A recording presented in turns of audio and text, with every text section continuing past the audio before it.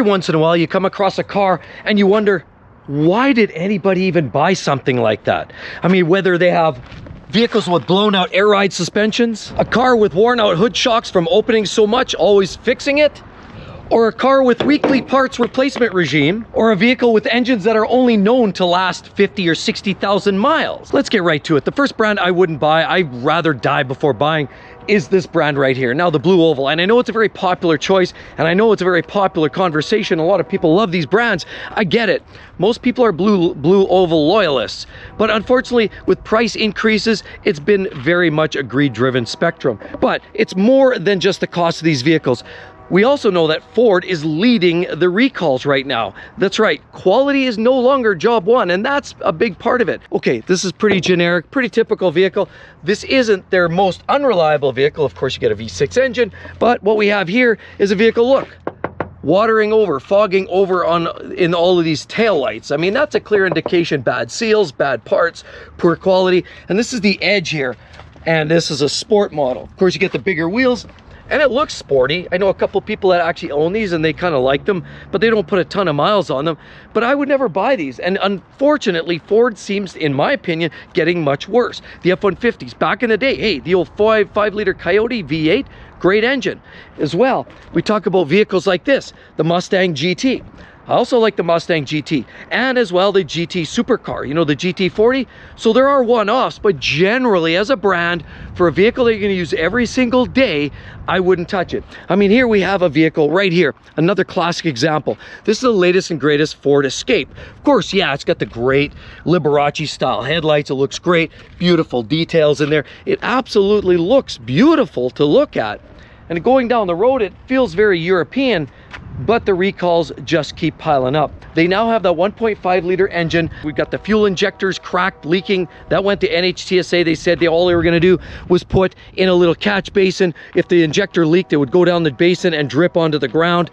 That didn't seem like a good solution, because now you have hot engine. You also have raw fuel potentially hitting the ground. And on top of that, they said they were going to program a software patch to actually identify a drop in fuel pressure, and then that drop in fuel pressure, they would follow that up with stopping the engine. Could you imagine how stupid that is? Driving down the freeway, all of a sudden crack, the injector splits and the vehicle shuts off. Also, what's the rate of leak? How much is too much a leak? That clearly does not sound like a good fix, and Ford had to go back to drawing board because NHTSA called them out and said that's not good enough. But we also know about some of their other engines. The previous generation Ford Escapes, like this vehicle here, with the EcoBoost engine. They also had potential for blown head gaskets or coolant winding up in the compression chamber. Of course, you always had to watch that coolant level, because if it dropped all of a sudden, that meant you probably had some serious engine failure happening. Transmissions are not uncommon for a lot of Ford products. That doesn't matter where you're talking about the F-150s or the Escapes or the Broncos. Remember the Bronco and the 2.7-liter EcoBoost and dropping valves? Yeah, well, the diehards said, yeah, it was only the short run and you'd know pretty quick, and there was only a small number of them that actually had that problem. But they were dropping valves in the engine. That means catastrophic engine failure in relatively short miles. And then Ford came out with something like this. Here we have a Lincoln, and this is an MKC 2.3 turbo all-wheel drive. And obviously we have their upscale brand. This is their luxury brand for Ford, and that's been going on for years and years. And I remember back in the day, the old Lincolns, the big jalopies with those massive doors that weighed 500 pounds a piece, but they had those big block engines. They were rolling down the road. They were heavy on gas, but they literally lasted forever. The modern day Lincoln, although it's ugly as sin, it doesn't have a great look to it. Look, I mean, it looks like a couple of wings or something, or fish gills, I'm not sure.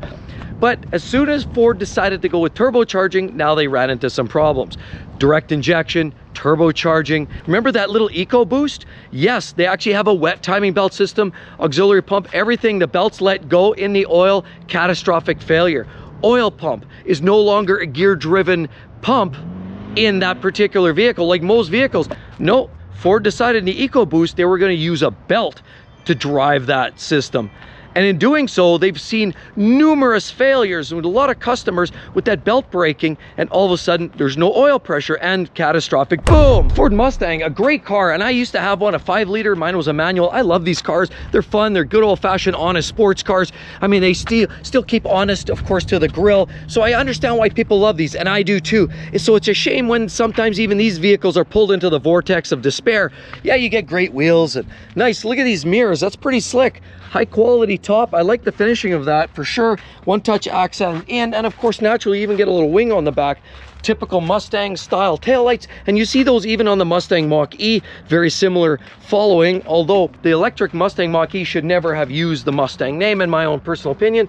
But this one's an automatic I see down there, but it's the manual. There's a hydraulic pressure line that runs by the firewall that's known to rupture. There's a barrel nut that wasn't properly fastened, and if that's the case, that hydraulic fluid could wind up on hot exhaust and potentially cause a fire. So that's a recall for the Ford Mustang right here. And right there we have the F-150, which is the center of attention. Sales are down, recalls are up.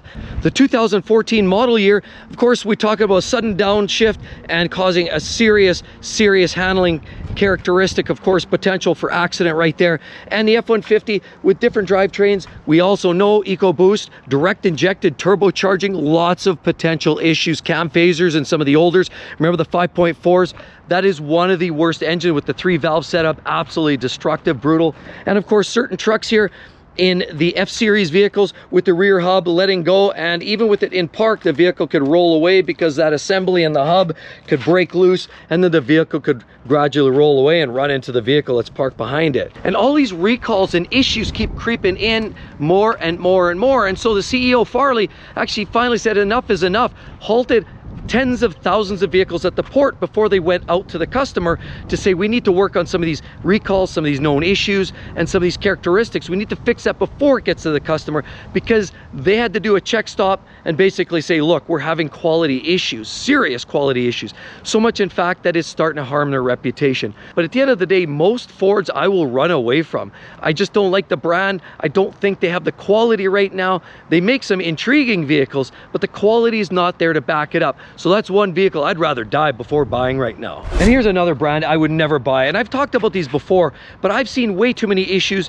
enough to choke a horse. And that's why I want to bring this up to light again. It's very important to me to express that, because I think there's so many problems. And well, I know I've had people say, hey, I've got one of these vehicles and it's at 238,000 miles on it and it's been perfect and all I do is tires and brakes. Great, hoo-ha. And I appreciate that you mention it, because I do like to hear those stories, and I really do hope there are people out there with those cars. But the problem is the percentage of failures on some of the brands that we're looking at by Hyundai like this are way too many. There's way too many troubles. For example, weak brakes on some of these issues, engines, oil burning, oil consumption on a lot of these engines that you get with these.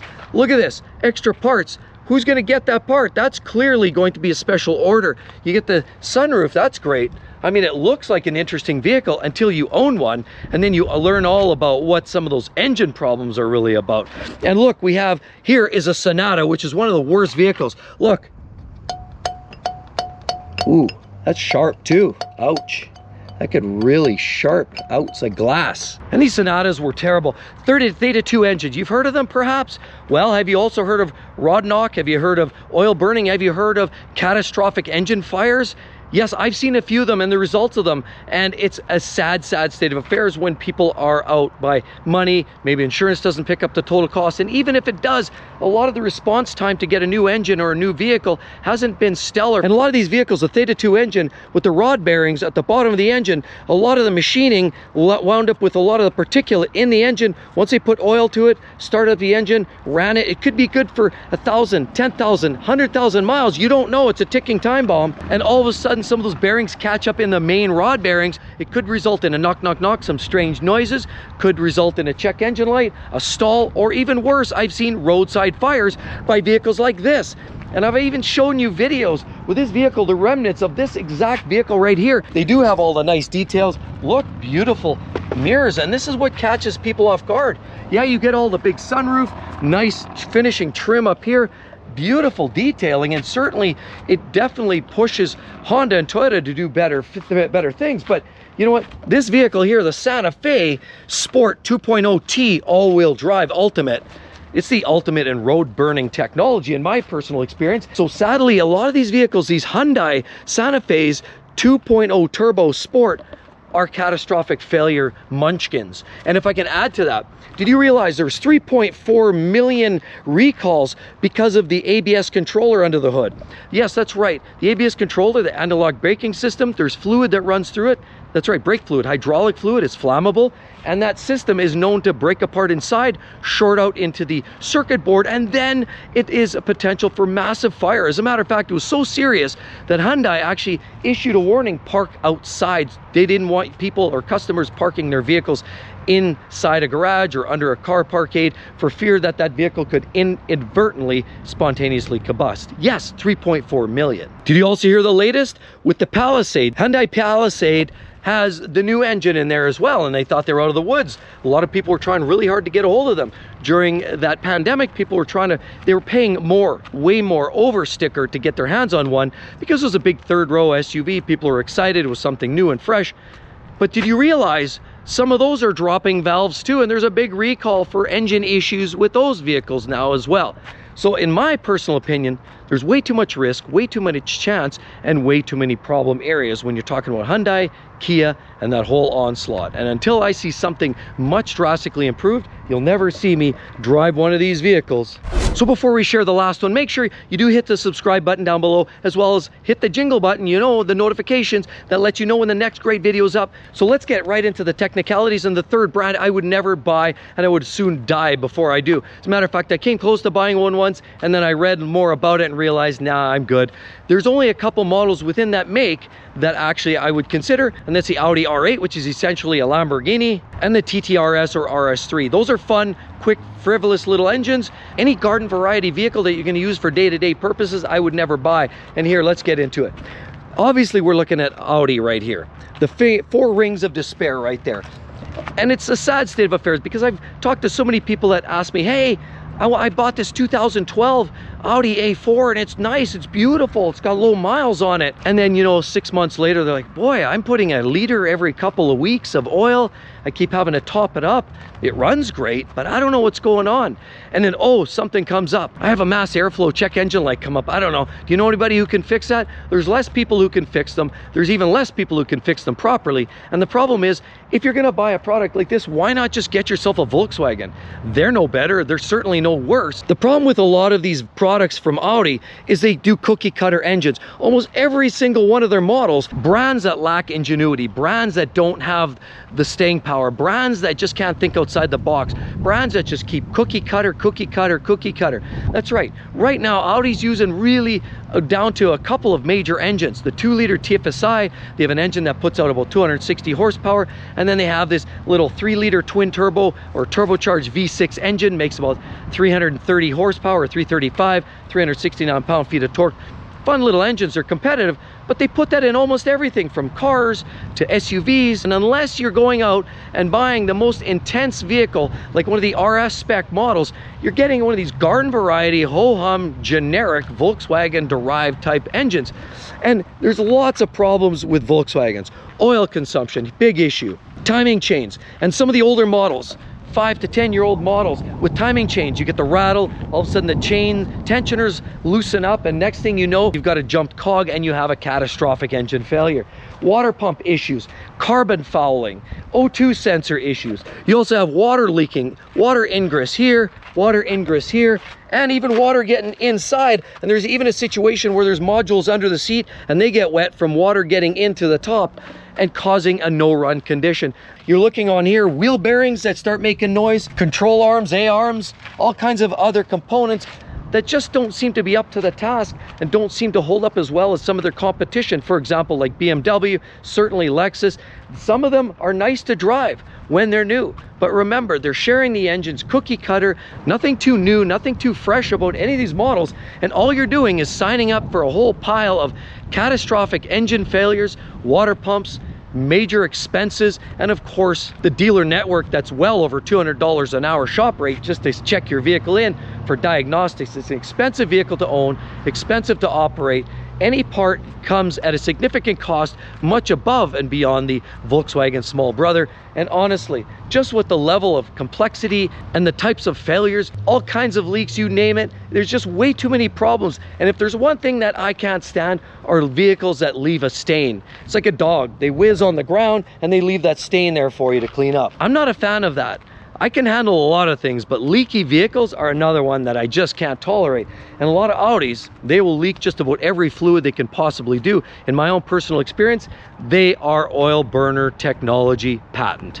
So as the end of the day, definitely I will not buy an Audi of any sort, except for maybe a TTRS, which I hate to still sadly admit that it's still a halfway and it's still built on a Golf chassis. So it's still cheap and dirty. Their collective grab the whole parts bin from Volkswagen and build a more expensive version of a Volkswagen vehicle, and you pay for the price. And with all of that said, be sure to check right there some of the most reliable vehicles this year, 2024. You're gonna love it. Check it out. Hope to see each and every one of you on the next one. We'll see you all real soon. Bye-bye.